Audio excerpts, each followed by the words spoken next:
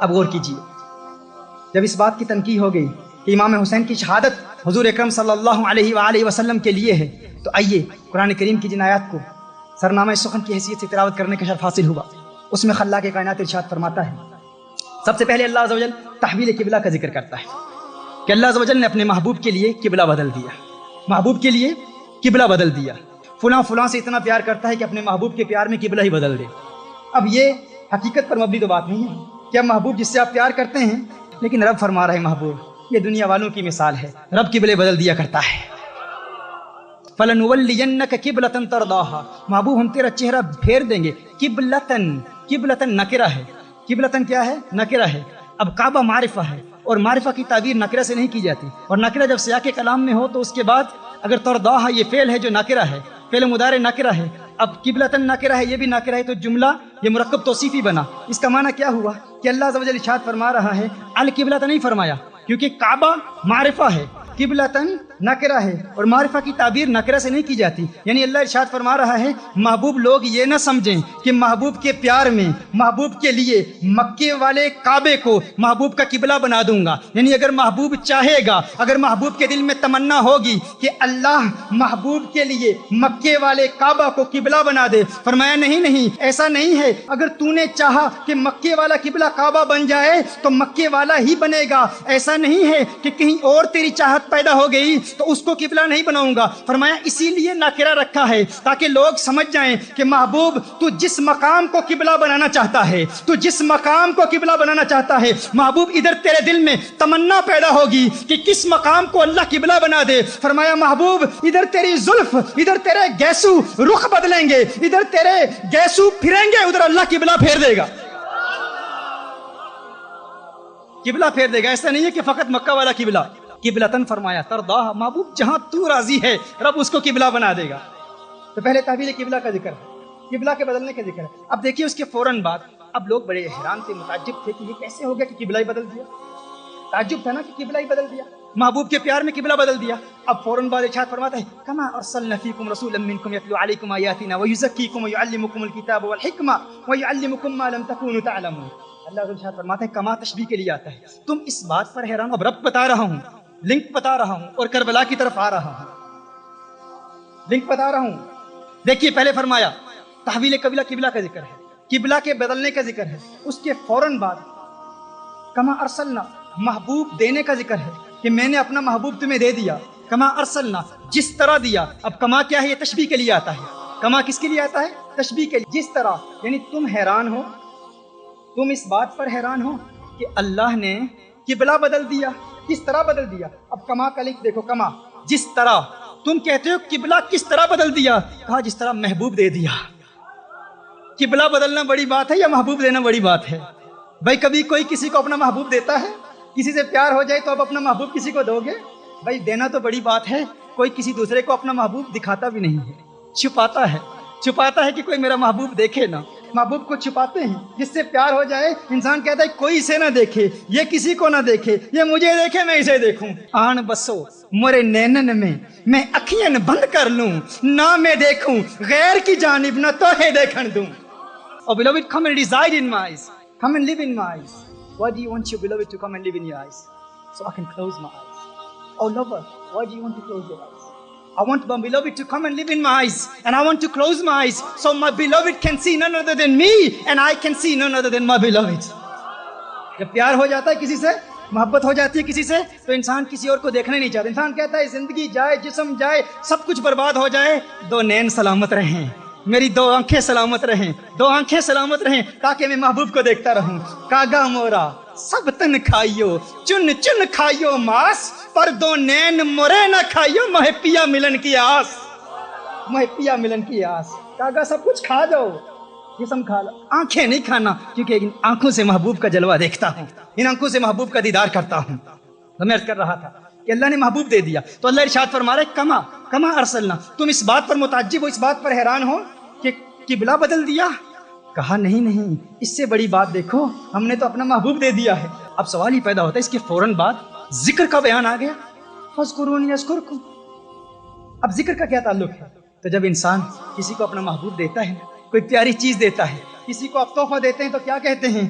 جا یہ تحفہ لے لے، مجھے یاد رکھنا، بھولنا نہیں، جب بھی اس تحفے کو دیکھنا مجھے یاد کر لینا۔ اللہ نے اپنا محبوب دے دیا، فاذکرونی اذکرکم واشکروا لی ولا تکفرون، میں نے تمہیں اپنا محبوب دیا ہے، مجھے یاد رکھنا، مجھے نہ بھول جانا۔ اور محبوب کی تعظیم کی صورت میں جب تو مجھے یاد کرے گا تو تیرے درجات کی بلندی کی صورت میں تیرا چرچا کروں گا، میں تیرا چرچا کروں گا۔ اب سوال پیدا ہوتا ہے کہ فوراً اس کے بعد اللہ عز و جل کیا فرماتا ہے؟ استعینوا بالصبر والصلاۃ۔ اب نماز کا ذکر کہاں سے آ گیا؟ فوراً صبر کا ذکر کہاں سے آ گیا؟ اب صبر کیا ہے؟ طلاب العلم جانتے ہیں کہ صبر یہاں ابتداءً مصیبت پر دلالت کرتا ہے۔ اب جانتے ہیں محذوف مقدر اور مقتدا کا فرق کیا ہے؟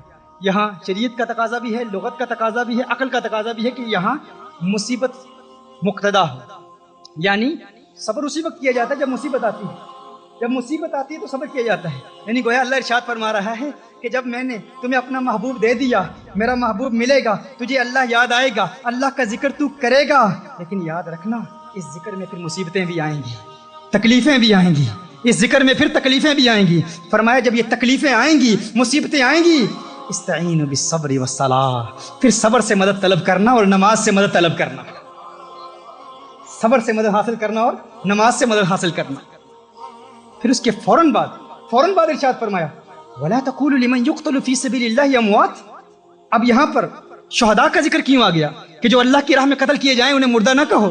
اللہ ارشاد فرما رہا ہے، اب رب دیکھیے، تعلق دیکھیے، اللہ ارشاد فرما رہا ہے کہ مت سمجھنا کہ صبر کرتے رہو گے تو مصیبت ٹل جائے گی۔ کبھی کبھی ایسا وقت بھی آتا ہے کہ انسان صبر کرتا رہتا ہے، لیکن صبر کرتے ہوئے اس کی موت بھی واقع ہو جاتی ہے، لیکن اس موت سے نہ ڈرنا، یہ نہ سوچنا موت آ جائے گی مر جاؤں گا۔ کہا وَلَا تَقُولُوا لِمَنْ يُقْتَلُ فِي سَبِيلِ اللَّهِ أَمْوَاتٌ، ارے شہید زندہ ہے، مردہ نہیں ہوتا، شہید تو زندہ ہوتا ہے، شہید مرتا نہیں ہے۔ اب شہید کا ذکر، اب رب سمجھ میں آ گیا، لنک سمجھ میں آ گیا، تحویل قبلہ، محبوب کا دیا جانا، محبوب کے دیے جانے کے بعد ذکر کے بعد استعانہ بالصلاۃ والصبر۔ اب آگے بڑھتے ہیں، پھر اس کے بعد چند آزمائشوں کا ذکر کیا، وَلَنَبْلُوَنَّكُمْ بِشَيْءٍ مِّنَ الْخَوْفِ وَالْجُوعِ وَنَقْصٍ مِّنَ الْأَمْوَالِ وَالْأَنفُسِ وَالثَّمَرَاتِ، کہ پھر ہم تمہیں آزمائیں گے، کبھی مال کے نقصان سے، کبھی جانی نقصان سے، کبھی بھوک سے، کبھی پیاس سے، کبھی خوف سے۔ اب غور کریں، اللہ ارشاد فرما رہا ہے کہ یہ آزمائشیں آئیں گی تمہاری زندگی میں۔ آزمائشوں کا ذکر ہے کہ اللہ آزماتا ہے، مت سمجھنا کچھ لوگ تو شہید ہو جاتے ہیں انہیں مصیبتوں میں، صبر کرتے ہوئے شہید ہو جاتے ہیں، کچھ ایسے ہیں جنہیں اللہ آزماتا ہے، اللہ آزمائشوں میں مبتلا کرتا ہے۔ کیسی آزمائشوں میں؟ کبھی جانی نقصان کے ذریعے، کبھی بھوک کے ذریعے، کبھی پیاس کے ذریعے، کبھی خوف کے ذریعے اللہ آزماتا رہتا ہے۔ اب آئیے دیکھیں، غور کریں، جب ہم کربلا کا واقعہ دیکھتے ہیں، پہلی بات تو یہ سمجھ میں آ گئی کہ امام حسین نے میرے آقا صلی اللہ علیہ وسلم کے لیے جام شہادت نوش فرمایا۔ امام حسین کس کے لیے شہید ہوئے؟ آقا کے لیے شہید ہوئے۔ آقا کی شہادت کا ظہور تام کہاں سے ہوا؟ امام حسین کی شہادت سے ہوا۔ امام حسین کی شہادت کو اگر ہم بنظر غور دیکھیں، عمیقانہ نگاہ سے سمجھنے کی کوشش کریں تو خدا کی قسم ہم دیکھتے ہیں کہ تاریخ انسانی میں کوئی ایک شخص بھی آپ کو ایسا نہیں ملے گا جسے تمام آزمائشوں میں مبتلا کیا گیا ہو۔ اللہ عز و جل نے قرآن کریم میں اپنے بندوں کو آزمانے کی جتنی بھی صورتیں بیان کی ہیں، وہ ساری صورتیں ہمیں امام حسین کی شہادت میں ملتی ہیں کہ جس ایک فرد کو اتنی آزمائشوں میں مبتلا کیا گیا ہو۔ کسی کو بھوک کے ذریعے اللہ عز و جل آزماتا ہے، کسی کو پیاس کے ذریعے آزماتا ہے، کسی کو اللہ عز و جل اولاد کے نقصان کے ذریعے آزماتا ہے، کسی کو شہادت دیتا ہے، لیکن ایک امام حسین کی ذات ہے، وہ فرد واحد ہیں جنہیں اللہ عز و جل نے بھوک کے ذریعے بھی آزمایا، پیاس کے ذریعے بھی آزمایا، مالی نقصان کے ذریعے بھی آزمایا۔ علی اکبر سامنے کٹ گئے، اللہ آزما رہا ہے۔ علی اصغر کی شہادت کے ذریعے آزمایا، امام قاسم کی شہادت کے ذریعے آزمایا، اللہ آزما رہا ہے۔ امام حسین خود شہید ہو گئے۔ خدا کی قسم قرآن کریم کی ان آیات کی